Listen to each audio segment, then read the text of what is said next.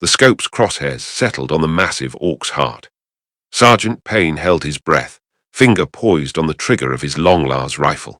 Through the magnified view, he could see the beast's scarred green hide glistening with sweat and motor oil as it bellowed orders to its warband. The creature stood nearly 3 meters tall, its massive frame adorned with crude armor plates and trophies of war. This was War Boss Brain Crumper, the target they'd been hunting for 6 days. "Range, 400 meters," whispered Corporal Moores beside him. His spotter's voice was barely audible even at this distance, carried away by the toxic wind that swept across the blasted landscape. Payne adjusted his position minutely, the scope automatically compensating for the environmental factors. The weapon's machine spirit hummed with barely contained energy, its power cell charged to full capacity. This shot would end the greenskin menace that had plagued the mining colonies for months. The orc camp sprawled before them like a metallic cancer across the valley floor. Ramshackle structures of corrugated metal and salvaged vehicle parts housed hundreds of the Xeno's warriors. Smoke belched from crude smokestacks, and the air shimmered with heat from primitive forges. The stench of burning promethium and unwashed alien flesh carried on the wind. The war boss was examining a crude map spread across an upturned oil drum, surrounded by its lieutenants. These were the Nob-class orcs, each one a veteran killer in its own right. Their weapons were massive, oversized things that would tear a man in half with a single shot.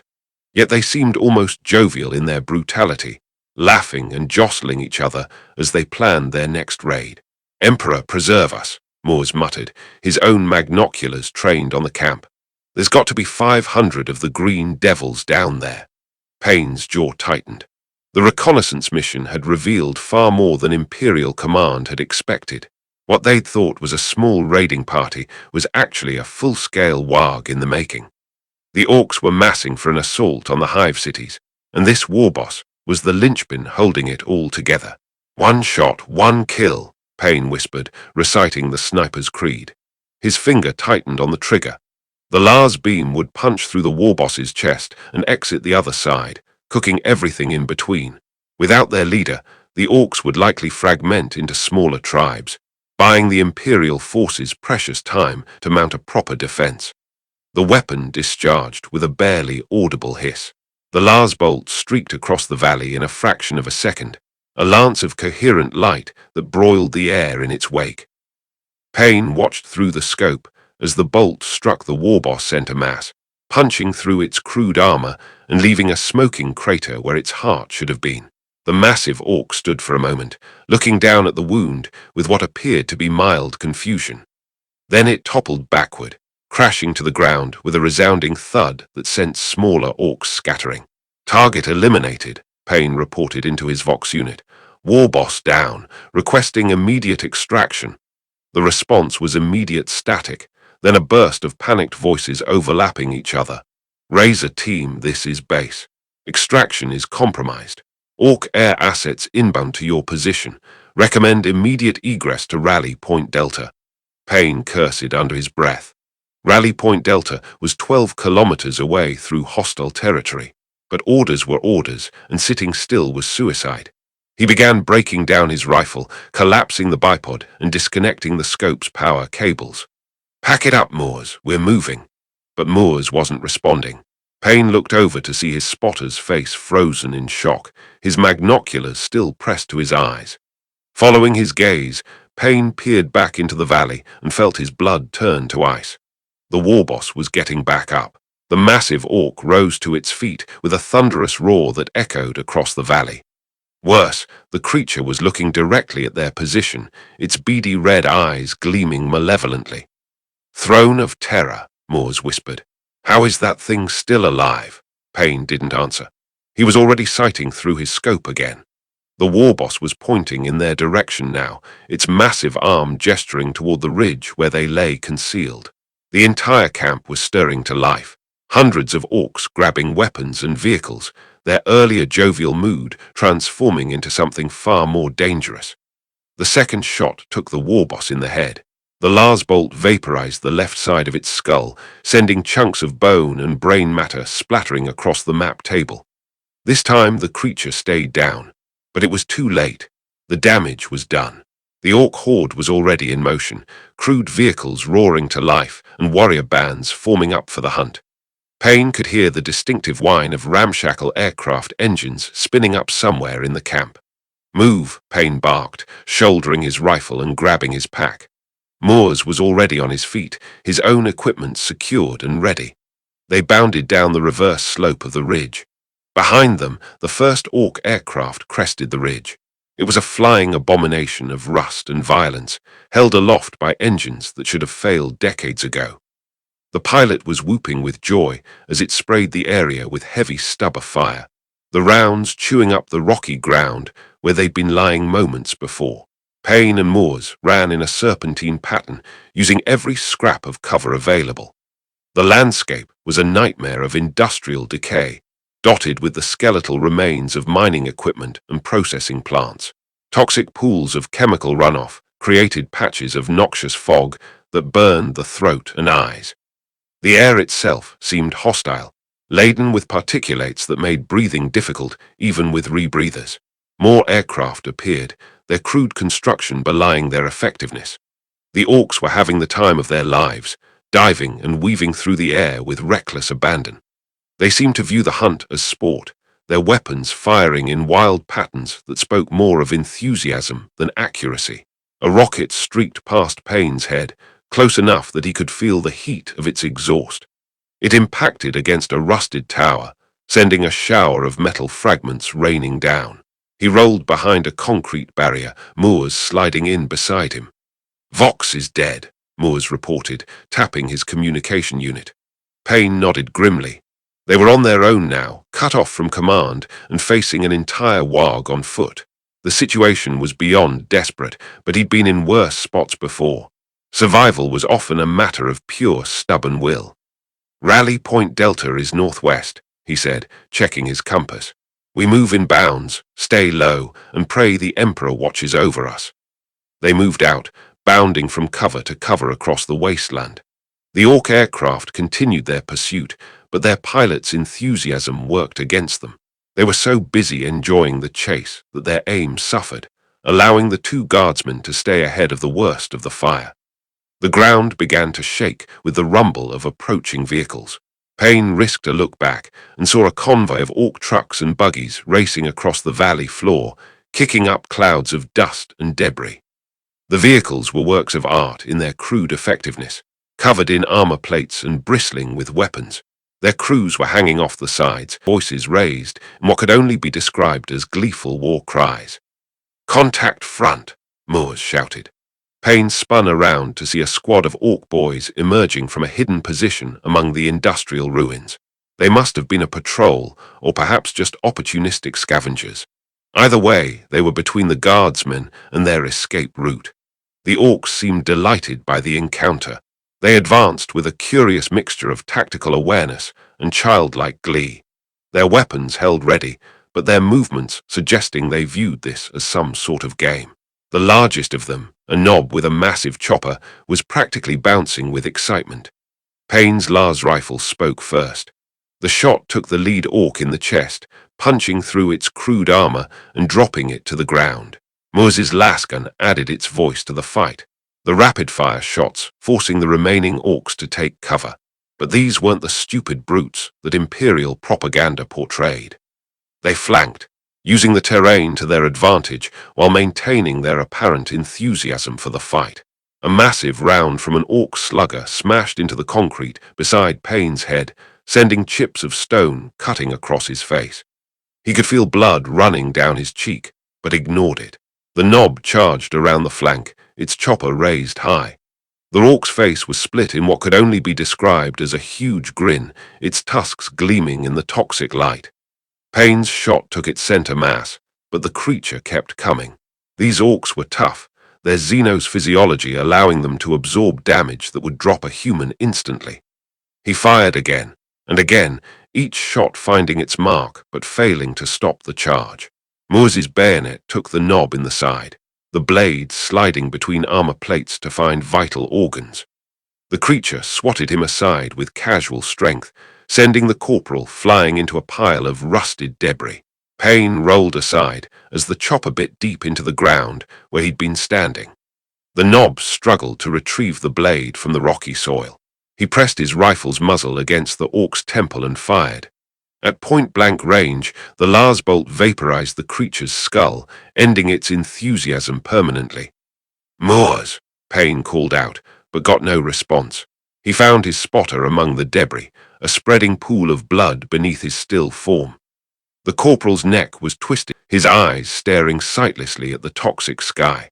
Payne closed his friend's eyes with a gentleness that contrasted sharply with the violence surrounding them. Moors had been a good soldier, a loyal friend, and now he was another casualty in mankind's eternal struggle against the Xeno's menace. The sound of approaching vehicles grew louder. There was no time for proper funeral rites, no time for grief. Payne grabbed Moore's ammunition and grenades, adding them to his own load. He would mourn later if he lived that long. The orc convoy was closing fast, their vehicles bouncing and weaving across the rough terrain. The crews were still whooping and cheering, their weapons firing into the air in celebration of the hunt. They seemed to view the entire affair as the greatest entertainment they'd had in months. Payne ran. His legs carried him across the wasteland at a pace that without adrenaline would have been impossible. Behind him, the orcs gave chase with, their vehicles racing to be the first to catch their prey. More rockets streaked past him, impacting against a rusted storage tank. The explosion lit up the area in sickly green light, casting twisted shadows across the industrial graveyard. More aircraft appeared overhead, their pilots diving and weaving in aerial displays that bordered on the acrobatic. Payne slid behind a concrete wall as heavy stubber rounds chewed up the ground around him. The impact sent up clouds of dust and debris, limiting visibility to a few meters. He used the cover to change direction, breaking off from his previous course and heading for a cluster of ruined buildings. The structures had once been part of a mining complex, their purpose evident from the conveyor belts and processing equipment that lay scattered about. Now they were nothing more than skeletons of corroded metal and crumbling concrete. Payne moved through the ruins like a phantom, but the orcs continued their pursuit with undiminished enthusiasm. A buggy roared around a corner, its driver whooping with joy as it bounced over the debris-strewn ground. The vehicle was held together with armor plates and good intentions as crew hung off the sides, weapons ready and voices raised in what sounded like a victory song. Payne's grenade landed in the passenger compartment.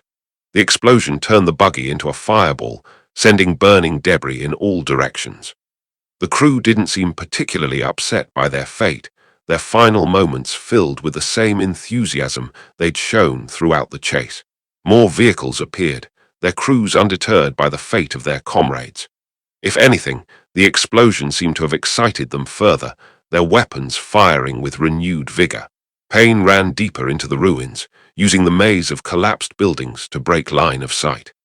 The air above him filled with the sound of aircraft engines as the orc pilots tried to maintain contact.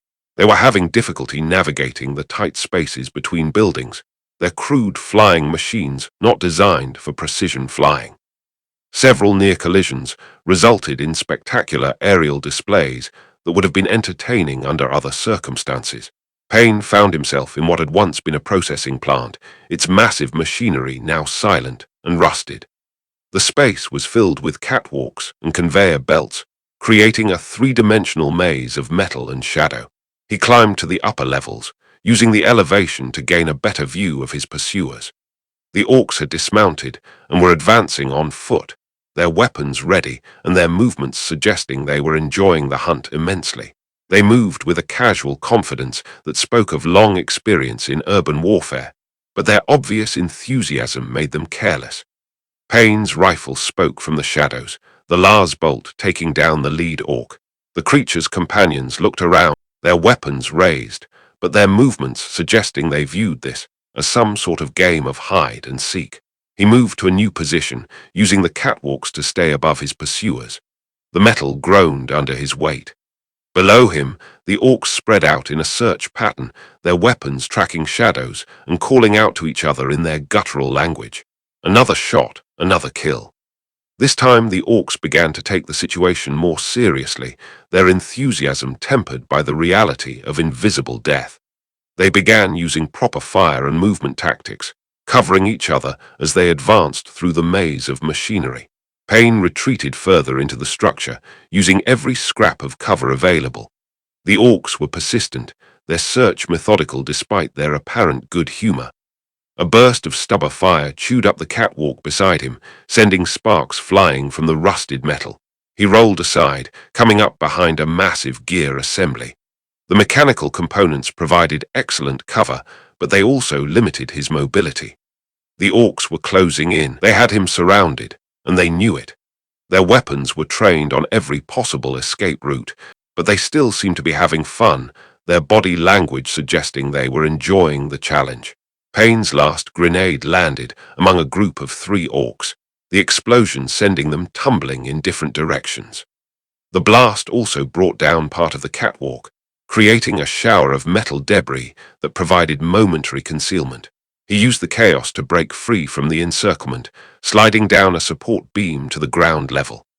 The orcs above him were already recovering, their physiology allowing them to shrug off injuries that would have been fatal to a human. Their enthusiasm seemed undiminished by the violence, their voices raised in what sounded like appreciation for his tactics. The ground floor of the plant was a tangle of pipes and processing equipment, creating dozens of potential hiding spots. Payne moved through the shadows, his senses tracking the movements of his pursuers. The orcs were spreading out again. A massive pipe ran along the far wall, its diameter large enough for a man to crawl through. Payne examined the opening and found it led to the plant's cooling system, a network of tunnels that extended throughout the complex. The interior was dark and filled with toxic vapors, but it offered a way out of the immediate trap. He squeezed into the pipe, his equipment catching on the rough edges.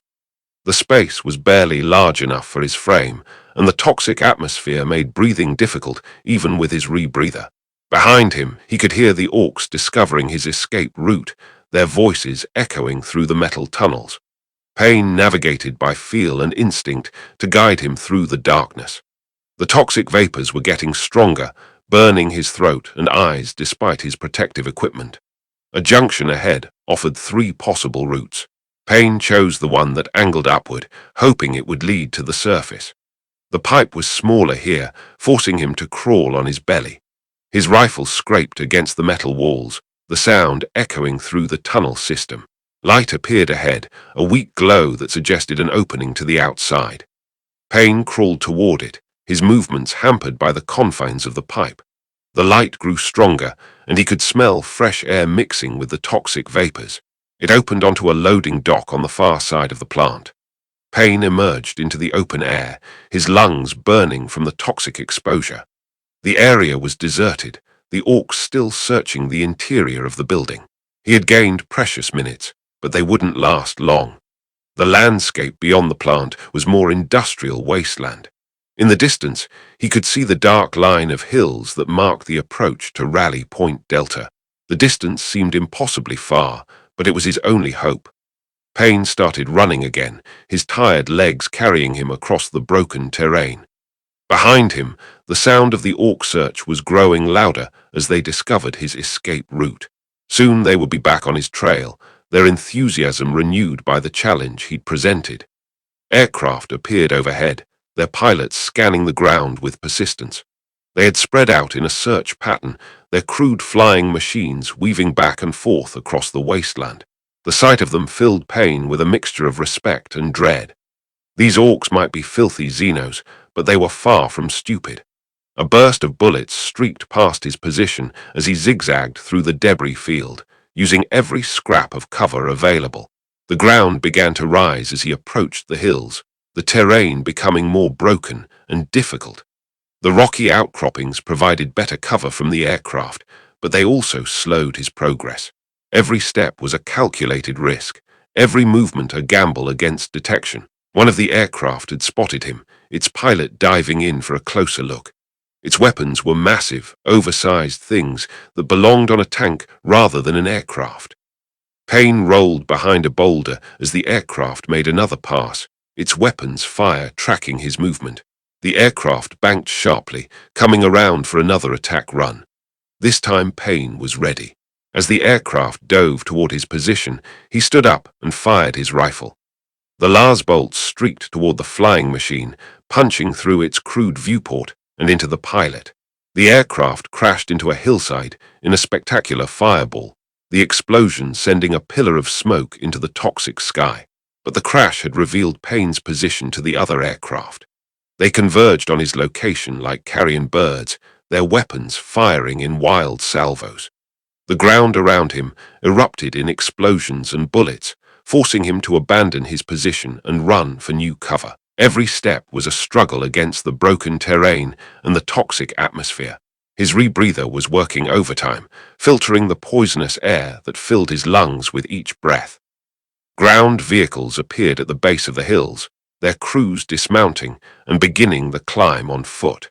The orcs were persistent, their enthusiasm for the hunt seemingly inexhaustible.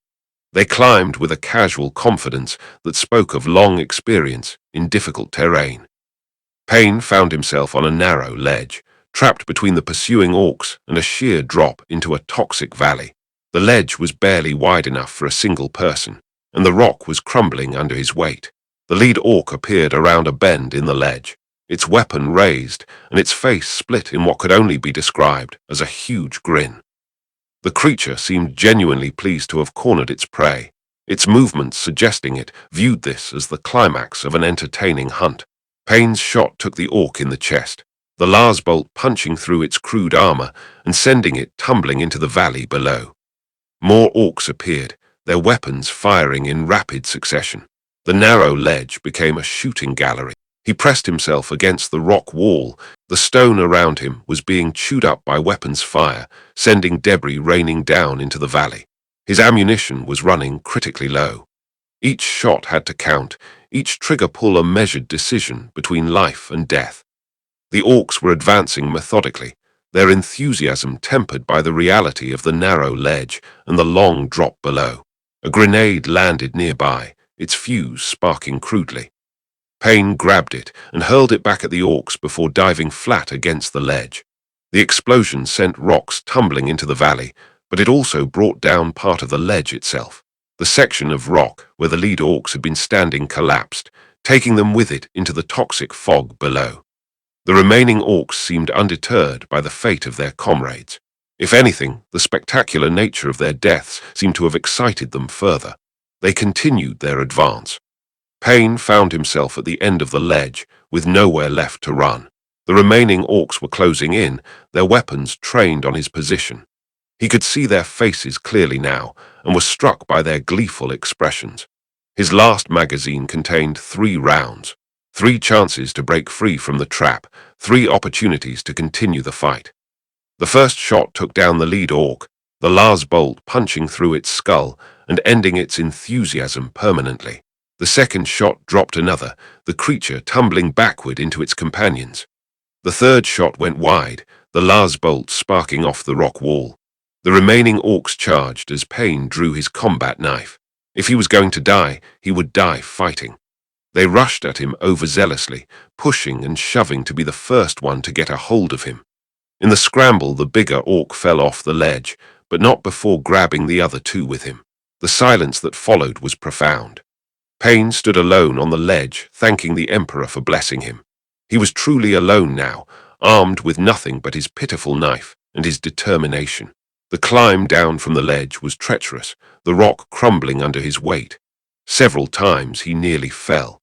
At the bottom of the cliff, he found himself in a landscape that seemed designed by a madman. The very air seemed hostile, burning his throat and eyes despite his protective equipment. The sound of aircraft engines echoed off the valley walls, their pilots searching for any sign of their prey. Payne pressed himself against the base of the cliff, using the rock formation to break up his outline. The aircraft passed overhead, their crews scanning the ground. A new sound reached his ears, the rumble of heavy vehicles moving through the valley. A convoy of orc trucks making their way along what had once been a road. The vehicles were loaded with the brutes, their weapons bristling from every surface. Payne began to move through the valley, using every piece of cover available. Every step was a calculated risk, every movement a gamble against detection. A patrol appeared from behind a rusted storage tank, their weapons ready. Payne pressed himself against the base of a massive pipe, his dirt and mud-soaked uniform matching the rusted metal. The orcs passed, a little too close for comfort, as he could smell their stench, their weapons tracking shadows and their voices raised in what sounded like a hunting song. The patrol moved on. Payne waited until they were out of sight before resuming his movement through the valley. The toxic fog was getting thicker, its chemical composition creating a burning sensation in his lungs despite his rebreather. A massive crater marked the impact site of some ancient weapon, its edges fused into glass by unimaginable heat. The depression was filled with chemical runoff, creating a pool of liquid that glowed with an unhealthy light.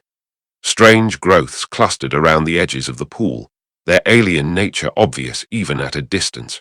Payne skirted the crater, using the elevated rim to gain a better view of the valley. In the distance, he could see the dark line of hills that marked the approach to Rally Point Delta. The distance seemed far, but it was his only hope. The Emperor protects, he reminded himself. Aircraft appeared overhead, their pilots making another sweep of the valley. This time they were flying lower, looking for him. Payne pressed himself against the crater's rim. One of the aircraft peeled off from the formation, its pilot apparently spotting something of interest. The flying machine circled overhead, its weapons training on various targets. A rocket streaked from the aircraft, impacting against the crater's edge in a shower of sparks and debris. Payne slinked away from the impact site, trying to remain hidden. The landscape beyond was a continuation of the same toxic ruins. In the distance, he could see the communications tower, its structure barely visible through the toxic haze. He just had to survive a little longer. Payne started across the broken terrain, his exhausted legs carrying him over obstacles that would have stopped a less determined man. The ground was treacherous, filled with hidden pits and unstable debris. Every step was a calculated risk, every movement a gamble against injury in hostile territory. Aircraft appeared on the horizon again. The pilots had expanded their search pattern, casting a wider net in their pursuit of their elusive prey. Payne used the terrain, moving from cover to cover across the wasteland. Every minute brought him closer to safety, but also closer to exhaustion. A patrol of orc boys appeared, their weapons ready and their movements brutish. These were fresh troops, brought in to expand the search pattern. He waited until they were out of sight before resuming his movement across the wasteland. The communications tower was getting closer. He could feel a wave of desperation coming over him. The rally point was less than a kilometer away, but the ground between was open and exposed. Crossing it would require speed and luck in equal measure. Aircraft swept overhead, their pilots making another systematic search of the area. This time they were flying in a rough formation as they tried to locate him. Payne waited for the aircraft to pass before breaking cover, running across the open ground toward the rally point. Behind him, the sound of pursuit grew louder as the orcs discovered his trail. The communications tower rose before him like a steel prayer to the machine god, its structure bristling with Vox equipment and sensor arrays.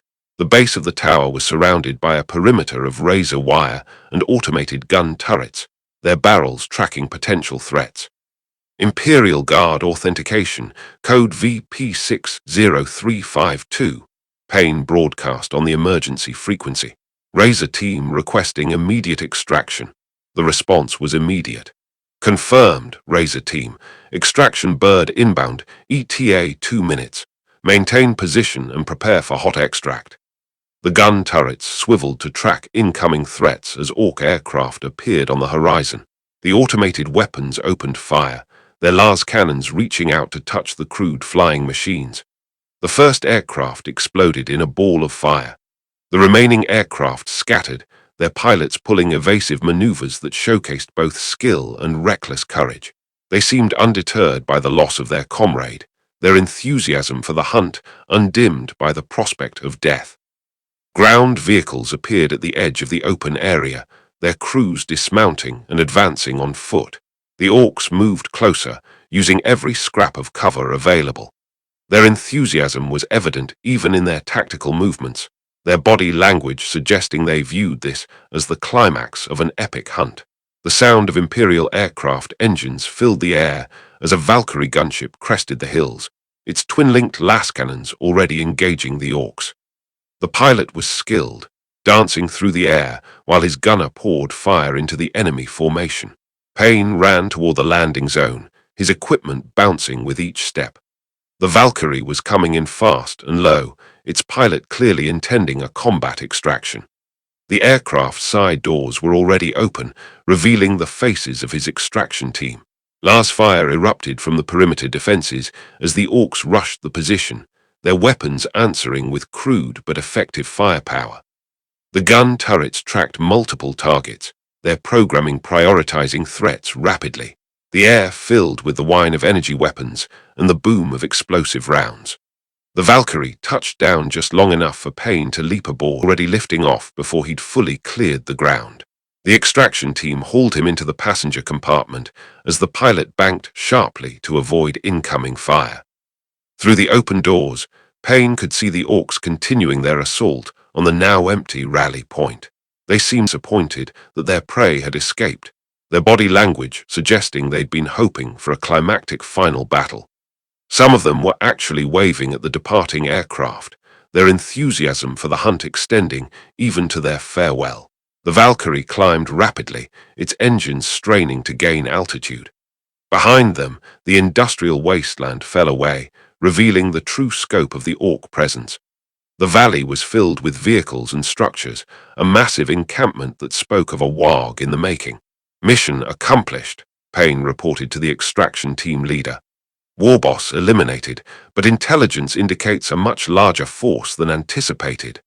The sergeant nodded, already relaying the information to command.